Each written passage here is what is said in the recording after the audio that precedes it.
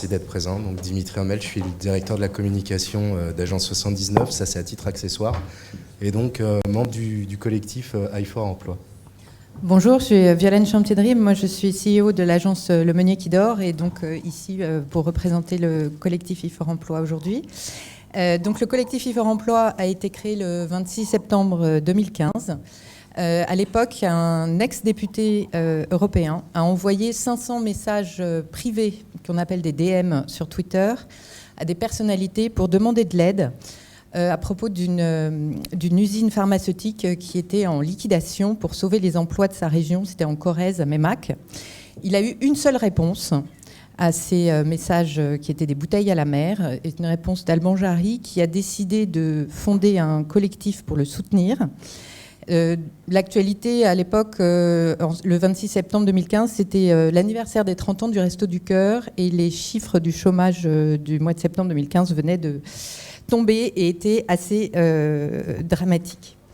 Alors ils le sont toujours malheureusement, et nous étions donc une quinzaine d'influenceurs au départ le premier jour, une cinquantaine le lendemain, et aujourd'hui nous sommes 2000 personnes à avoir affiché le hashtag i4 Emploi dans sa bio Twitter. Alors le but de la démarche, c'était d'utiliser l'effet d'amplification de Twitter pour attirer l'attention des différentes parties prenantes qui pouvaient faire bouger la situation, et donc de se faire relayer très rapidement dans la presse, auprès des politiques locaux, nationaux, et dans nos démarches, on a même été jusqu'à l'Europe. Ça s'est passé très rapidement, on était mobilisés, on travaillait beaucoup la nuit à l'époque. Oui. Ça s'est organisé un peu comme une salle un QG de campagne ouais. Virtuel. Tout était organisé sur Twitter. Et on se parlait entre nous dans des groupes sur Twitter. On a réussi à identifier des repreneurs potentiels. Et le 13 novembre, le tribunal a validé la reprise de l'usine par un groupe pakistanais. Et donc, on a réussi notre bataille parce qu'il y a 24 emplois qui ont été sauvés. Et dans ce genre de région, c'est un vrai défi. Et donc, c'est posé la question ensuite de ce qu'on allait pouvoir faire ou continuer à faire. On voulait rester soudés. Et l'idée était relativement simple finalement, c'était de créer de la visibilité pour les chercheurs, pour les personnes en recherche d'emploi. J'aime pas trop le terme chercheur d'emploi, chercheur d'or peut-être, chercheur d'emploi, je sais pas. Et on souhaitait donc tout simplement aider ces talents à valoriser leurs compétences, on souhaitait les mettre en avant et finalement on a coordonné l'ensemble des actions des influenceurs dans les DM dont parlait Violaine précédemment. Et on a mis en place un compte i4 Emploi, une TL i4 Emploi.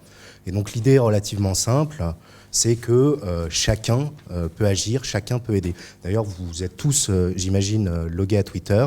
Je vous invite à nous rejoindre. Le fait que chacun puisse aider, c'est la matrice, c'est l'essence, si je puis dire, du collectif. Le collectif prend racine dans une légende, à savoir la légende du colibri. Et c'est une légende amérindienne qu'on pourrait résumer assez simplement. Finalement, il y a un feu de forêt. Vous avez l'ensemble des animaux qui restent bras croisés ou pattes croisées, si vous préférez. Et seul un petit colibri s'affaire, fait des allers-retours entre une rivière et l'épicentre de l'incendie. Et un tatou l'interpelle et lui demande s'il n'est pas fou, lui dit que c'est inutile d'aller verser quelques gouttes d'eau sur un incendie, et il répond simplement « je fais ma part du travail ». Voilà, on est un collectif de bénévoles et on fait tous notre part du travail. Alors, l'organisation, en fait, chacun est libre de participer. Les gens qui souhaitent soutenir l'action mettent le hashtag i4 Emploi dans leur biographie de Twitter. La fondation de l'édifice est donc des groupes privés sur Twitter, et la vitrine, la timeline du compte i4 Emploi. Donc en fait, on a normé entre guillemets les recherches des personnes qu'on aide, qui doivent formaliser le poste qu'ils recherchent, la localisation de l'emploi qu'ils recherchent, et puis mettre en avant leurs compétences avec quelques hashtags, mais qui doivent être limités. Ils doivent créer un résumé de leur CV avec un visuel et mettre un lien vers soit leur profil LinkedIn, soit leur CV.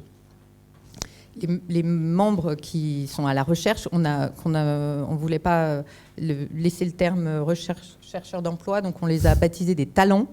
Eux peuvent faire la même démarche, sauf qu'ils rajoutent à la fin de e4emploi le R dans leur biographie, et ça permet aux chasseurs de tête ou aux recruteurs de les trouver très facilement sur Twitter.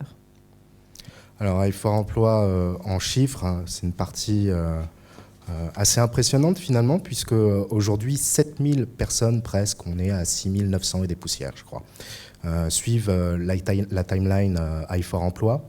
Plus de 2000 influenceurs ont inscrit le hashtag i4emploi dans leur bio. Plus de 500 personnes ont inscrit le hashtag i4emploi R, donc ce sont des personnes en recherche d'emploi, des talents en recherche d'emploi sur leur bio. Au global, on a eu plus de 500 demandes, si ma mémoire est bonne, et les chiffres sont là, et ils ont évolué depuis. Je crois qu'on est à 108 ou 109 personnes qui ont été accompagnées vers un retour à l'emploi. Et donc, c'est une opération qui a une viralité incroyable, puisque en l'ensemble d'une journée, donc en 24 heures, tous les profils qui cherchent un emploi et qui sont donc sous le hashtag i4emploi R sont exposés à 86 000 followers sur Twitter avec un reach de 3 millions. Donc ça fait rêver, et certaines agences d'ailleurs qui nous ont communiqué pour savoir comment on faisait, pour proposer à leurs clients. Et à la finale, donc si on doit présenter, parce que derrière tout ça, il faut bien animer la timeline, on a 4 personnes qui sont bénévoles, pas de parité chez nous, que des femmes. Donc on a Solène Legros. On a Corinne Nick. Séverine Liénard. Et Muriel Macquan. Voilà. Et qui font ça bénévolement le soir après leur travail. Oui. Qui animent le compte. On est tous bénévoles et on vous engage, on vous invite en tout cas à nous rejoindre. Merci beaucoup pour votre attention. Merci.